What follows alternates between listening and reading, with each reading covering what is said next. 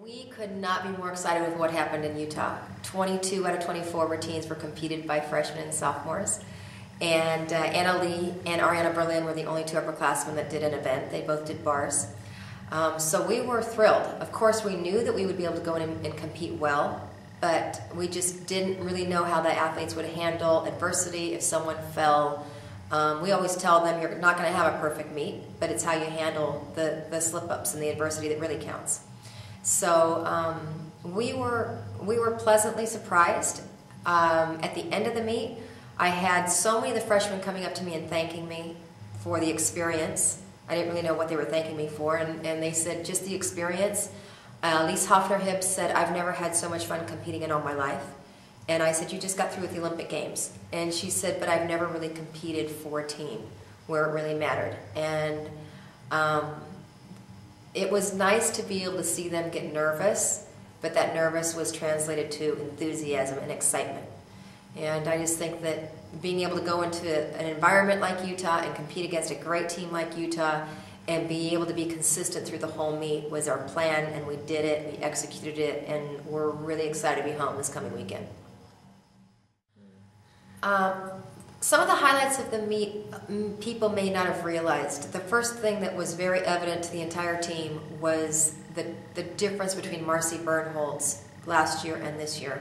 And last year she came in from the elite scene and didn't really know how to trust her teammates when she didn't do well, and she was way too hard on herself.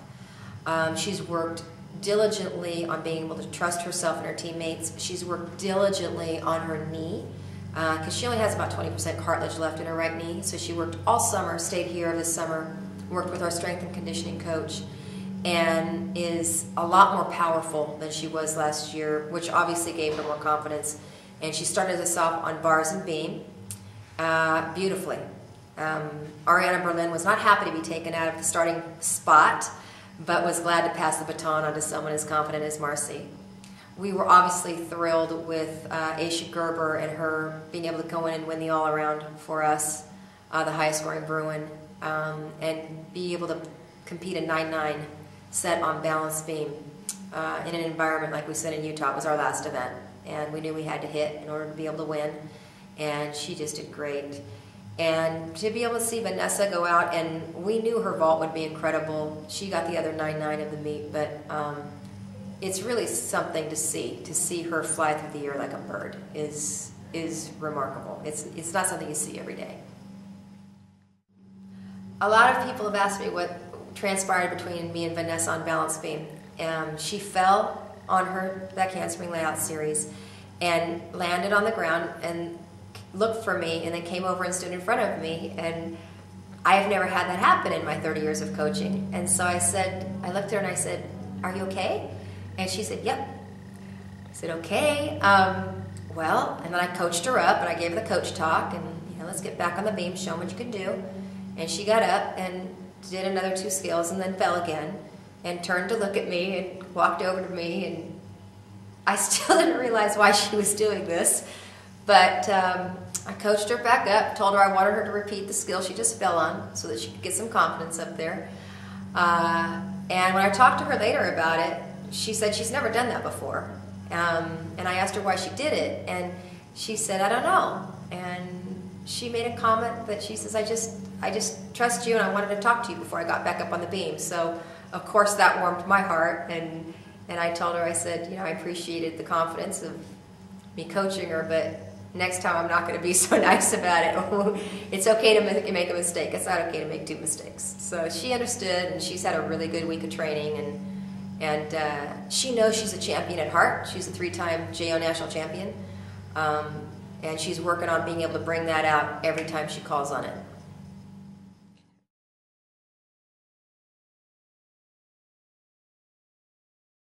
We've got 4 upperclassmen, and 4 of them are not competing in all the events that they can be competing on, but we're excited because they're coming back.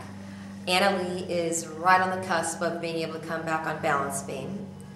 She's doing everything in her routine except the layout, so we just need the series.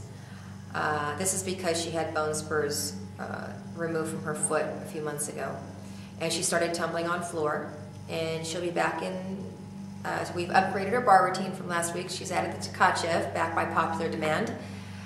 So she'll be doing Tkachev, a packed salto, and the Ganger. She's also doing, in training, she's doing the full routine to a dismount of a double out, full out dismount. So, and the whole routine is just gorgeous.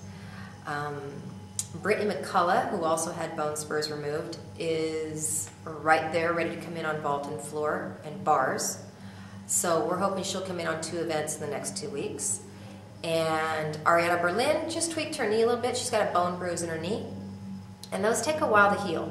So at least it's not ligaments. It's not anything really serious. But we're going to let her heal before we have her do any more than bars. Melissa Chan had bone spurs removed just about a month ago. So she's probably still a good month out, and we're hoping she'll be able to come back on floor and beam by March.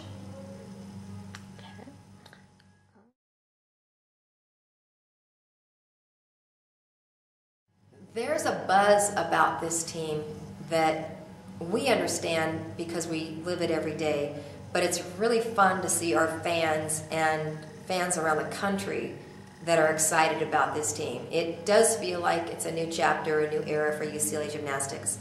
And we have felt it from day one, but it's exciting to see that the people that were able to see our meet online could feel that. They could feel the energy, they can feel the vibe, and they can see the potential of this team. To be able to go above a 196, our first meet out, something we haven't done since 2005, with a team that was really made up of, without our top juniors and seniors, was exciting, fun, and promising for the rest of the season. So there's a buzz that's campus-wide, and it seems to be nationwide.